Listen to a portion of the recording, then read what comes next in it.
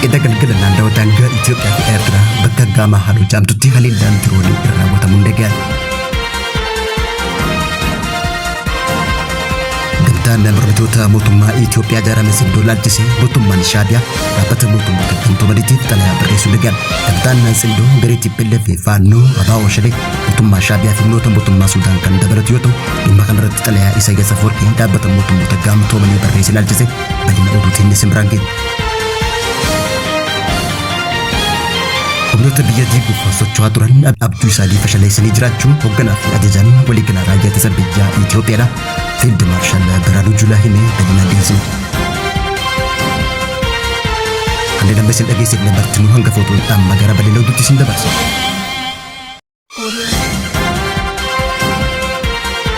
Wallabdee mootummaa federaalaa fi TPLF jidduutti hammaataawwan turteef kaleessa galgala haliillaan diroonii naannawaa Tigraay bakka gama halluu jaamtutti naannoo daangaa Itiyoo Eertiraatti dhiyaatutti raawwatamuun gabaafame.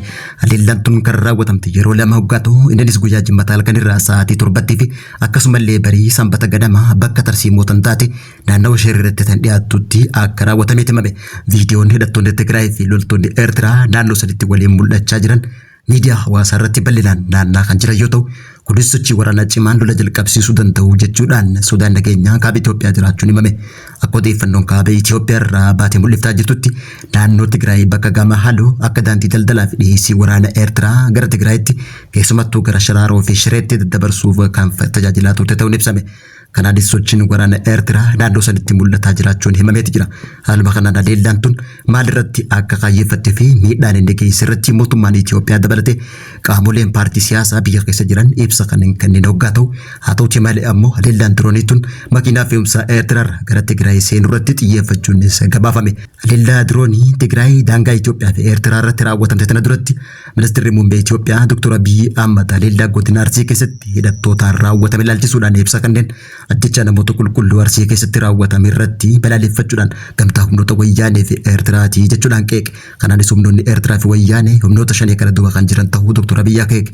Humnoonni lamaan qophii waraanaa bal'aa waliin taasisaa turuu himuudhaan mootummaan immoo tarkaanfii barbaachisaa akka fudhatu ministeerri muummee Itoophiyaa Dr. Abiyyi Ahmad akeekkachiisuun ni yaadatama.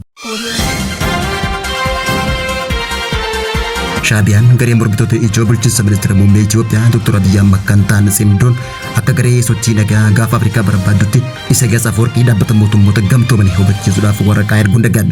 Xalayaan Shaabiyaan dhaabbata mootummoota gamtoomaniitiif barreessituun garee Simdoo jaamtutuun garee nagaa gaafa Afrikaa barbaaduuf waggaa takka dura ijaaramte jechuudhaan dhaabbata mootummoota gamtoomaniitiif barreessuun dhaga'ame.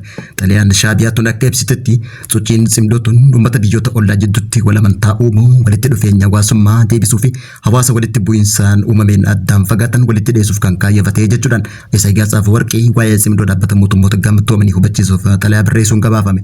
Mootummaan Shaabiyaa gareen Simdoo akka walitti dhufeenya uummataa uumuuf ijaaramtetti ibsullee garuu dhugaan lafarra jirtu mootummaan Itoophiyaa sirna badhaadhinaa kuffisuudhaaf akka gamtaa uuman kaayyoo ifa qabaachuun ni beekama. Akka fakkeenyatti viidiyoon loltoonni TPLF fi Shaabiyaa kaampii waraana tokko keessatti yeroo waliin leenji'anii fi waliin socho'an agarsiisu guyyoota muraasa dura kaampii hoggaatu. Kunis ammoo Simdoon hariiroo uummataa qofa osoo hin taane waa'ee kaayyoo mootummaa kuffisuu irratti akka ijaaramantu ibsame. Kana malees miidiyaaleen idil addunyaa kanneen akka The Economist fi African Intelligence hariiroo hooggantoota Shaabiyaa fi hooggansa TPLF jidduu jirtu walitti dhufeenya uummataa uumuuf osoo hin taane kan siyaasaadhaatii fi walitti dhufeenya waraanaa akka ta'e ragaalee adda addaa waabeffachuudhaan gabaase.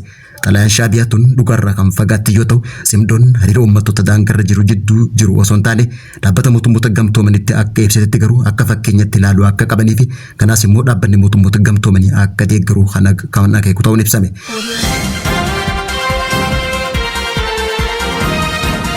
Birmadummaa biyyaa kabachiisuudhaaf hooggansi gochaan qorame murteessaa ta'uu ituma darshubeen waliigalaa humnoota raayyaa ittisa biyyaa Itoophiyaa Fiild Maarshaal Biraanuu Juulaa guyyaarraa hime. Raayyaan ittisa biyyaa biyya wareegama kafalee birmadummaa Itoophiyaa kan kabachiisuuf nageenya akkasumallee misooma mirkaneessuuf dirqama isaa haala boonsaadhaan kan ba'e ta'uu Fiild Maarshaal Biraanuu Juulaa himeeti jira.